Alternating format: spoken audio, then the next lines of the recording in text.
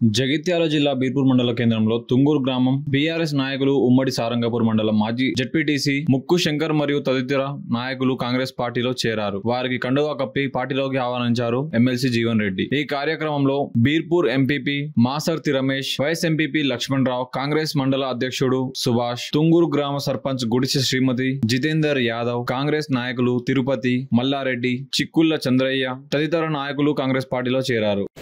మిత్రులు, గతంలో సారంగపూర్ ఉమ్మడి మండలానికి ఏదైతుందో జిల్లా ప్రజా పరిషత్ సభ్యుడిగా బాధ్యతలు నిర్వర్తించినటువంటి ముక్కు శంకర్ గారు ఇలా కాంగ్రెస్ పార్టీలో చేరుతున్న సందర్భంగా మరి హృదయపూర్వకంగా పార్టీకి ఆహ్వానిస్తూ ఇక్కడ వాస్తవంగా వల్ల సారంగపూర్ మండలమే కానీ బీర్పూర్ మండలమే కానీ ఇలా గ్రామీణ ప్రాంతం పూర్తిగా రైతాంగానికి ఏదైతుందో సంబంధించినటువంటి మండలాలుగా భావించక తప్పదని చెప్పండి.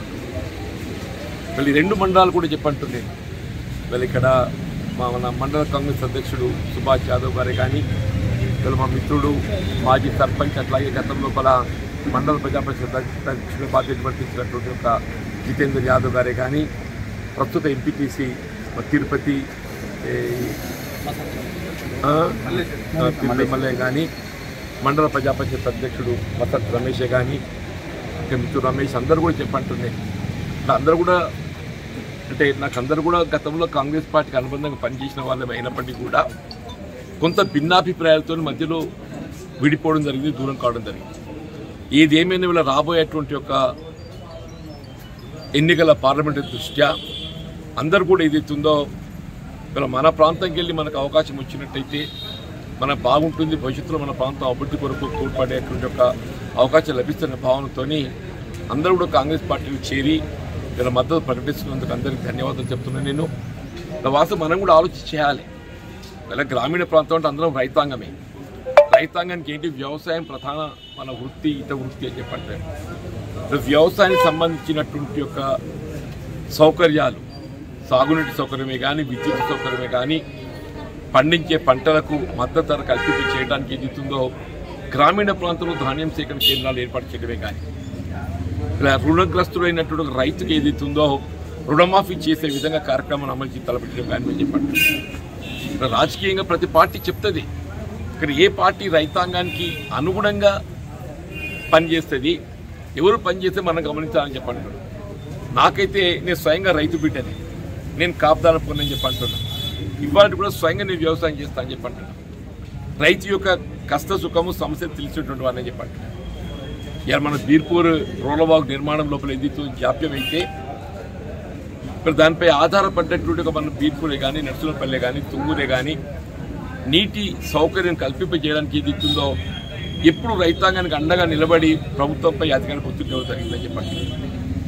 ఇవాళ మనకు ఉండేటువంటి త్రాగునీటి సదుపాయాలకు సంబంధించి కూడా మన పెద్ద రత్నాకరరావు గారు శాసనసభ్యుడిగా ఉండగా ఇవాళ బీర్పూర్ ఫిల్టర్ బెడ్ మనకు నిర్మాణం చేపట్టారు. ఇలా భగీరథ అనే నెపంతో ఏదైతుందో వీళ్ళ ఫిల్టర్ బెడ్ వినియోగాన్ని నిలిపేశారు. ఇదేమైపోయింది, భగీరథ నీళ్ళు వస్తలేవు, ఫిల్టర్ బెడ్ ఉపయోగం లేదు. ఈ ఉమ్మడి మళ్ళీ వీళ్ళ కాంగ్రెస్ ప్రభుత్వ అధికారం రావడంతో ఏదైతుందో స్వయంగా పరిశీలించి ఈ ఫిల్టర్ బెడ్ను తిరిగి పునరుద్ధరింప చేసినట్టయితే మన పుట్టకింది గ్రామాలకు అన్నిటి కూడా త్రాగునీటి కొరకు ఏ విధంగా ఇబ్బంది లేకుండా నీటి సదుపాయం కల్పించాలనే భావనతో ఏదైతున్నదో ఇలా మళ్ళీ ఆ ఫిల్టర్ బెడ్ మద్దతు పునరుద్ధరణకి ఏదైతుందో ఇక్కడ 3 కోట్ల పైసలకు నిధులు మంజూరు జరిగింది. ఇవల్ల ఇటు బీర్పూరే కానీ, జగిత్యాల మండలానికి సంబంధించిన పొలాసే కానీ, రాయకల్ మండలానికి సంబంధించినటువంటి ఒక ఫిల్టర్ బెడ్ దగ్గర 3 ఫిల్టర్ బెడ్లు 13,98,00,000 నిధులు మంజూరు చేసుకున్నామని చెప్పండి. ఏదైనా ఇలా గ్రామాల అభివృద్ధి కూడా పాటుపడడం ఏదైతుందో నేను బాధ్యత భావిస్తా. దయచేసి అందరూ కూడా కలిసికట్టుగా అన్నదమ్ములా కలిసి పనిచేద్దాం. వీళ్ళు మీరు ఎవరు కొత్తలు కాదు. రాజకీయంగా ఏదైతుందో గ్రామాలలో ఎవరి అవకాశాల కోసం వాళ్ళు ప్రయత్నం చేస్తాం, సహజం అయితే చెప్పంటున్నాయి. వీళ్ళు ఏది ఎట్లున్నా కానీ ఏదైతే వీళ్ళందరూ కలిసికట్టుగా నిలబడి ఉన్నట్టు ఎన్నికల్లో ఏదైతుందో కొంత నా దశరథ అయింది, కొంత ఏదైతుందో దాన్ని ఏమంటారు అతి విశ్వాసం అయిపోయింది. ఎదుటి పక్షంతో పోటీపడి మనం నిధులు డబ్బు వెచ్చించలేకపోయినాం. కొంత ప్రతికూల మనకు ఫలితం వచ్చింది. ఈసారి ఆ విధంగా కాకుండా అందరూ కలిసి పనిచేయాలి భావంతో ఏదైతుందో అందరు ముందుకు వస్తున్నారు. నిజంగా కూడా చాలా సంతోషంగా ఉందని చెప్పండి. మీరందరూ ముందుకు వచ్చి ఇవాళ నాకు మద్దతు తెలపడానికి కాంగ్రెస్ పార్టీ చేస్తున్నందుకు అందరికీ హృదయపూర్వకంగా స్వాగతం చెప్తూ అందరూ కూడా మీరు కలిసికట్టుగా పనిచేయాలని చెప్పంటున్నా. మన ఇంతకాలం నాకు అండగా చేస్తున్న మిత్రులు కాంగ్రెస్ సహచరులు ఉన్నారని చెప్పంటున్నాను. వాళ్ళు ఏదైతుందో వాళ్ళు ఉండి కూడా ఏదైతుందో ఇవాళ మనం ఉండి మన బలం ఏదైతే సరిపోదు, మన మిత్రులను సమకూర్చుకోవాలి, మన బలం పెంచుకోవాలని చెప్పండి, మనం పెంచుకోవాలని చెప్పంటున్నాం. అందరం కలిస్తేనే మనం బలోపేతం అవుతుందని చెప్పంటున్నాం. ప్రత్యర్థి ఏదైతే బలవంతులైపోయింది, ఆ ప్రత్యర్థిని ఎదుర్కోవాలని చెప్పండి మన బలవంతులం కావాలి. ఇక్కడ బలం పెంచుకోవడానికి కొరకైతే అందరం కలిసి ముందుకు పోతామని చెప్పండి. దయచేసి వీళ్ళందరూ ముందుకు వస్తున్నందుకు హృదయపూర్వకంగా ధన్యవాదాలు చెప్తూ, ప్రత్యేకించి ఇంతకాలం తుంగూరులో మరి కాంగ్రెస్ పార్టీ బలోపేతం కొరకు కాంగ్రెస్ పార్టీని పరిశుభ్రంగా నిలబడ్డటువంటి జితేంద్ర యాదవ్ గారు సహచరులే కానీ ముఖ్యంగా ముఖ్య శంకర్ గారి వల్ల కాంగ్రెస్తో చేయడం ముందుకు వస్తుంది. నాకు గుర్తోడు కాదని చెప్పంటున్నాం. మేము రాజకీయం కలిసి పనిచేసిన గతంలో ఆయన జెడ్పీటీసీ సభ్యుడు ఉన్ననాడు ఏదైతుందో నేను జగిత్యాలకు ఎమ్మెల్యేగా ప్రాతినిధ్యం వహించాను. అక్కడ కలిసి పనిచేసినాం. తదుపరి కొంతకాలానికి ఏదైతుందో కొంత భిన్నాభిప్రాయాలు వచ్చి దూరమైంది. అంటే అది రాజకీయంగా భిన్నాభిప్రాయాలు, వ్యక్తిగతంగా కాదు. వ్యక్తిగతంగా ఏదైతే ఎవరి మంచితనం ఎవరి మర్యాదలు వాళ్ళకు ఉండి ఉంటాయి.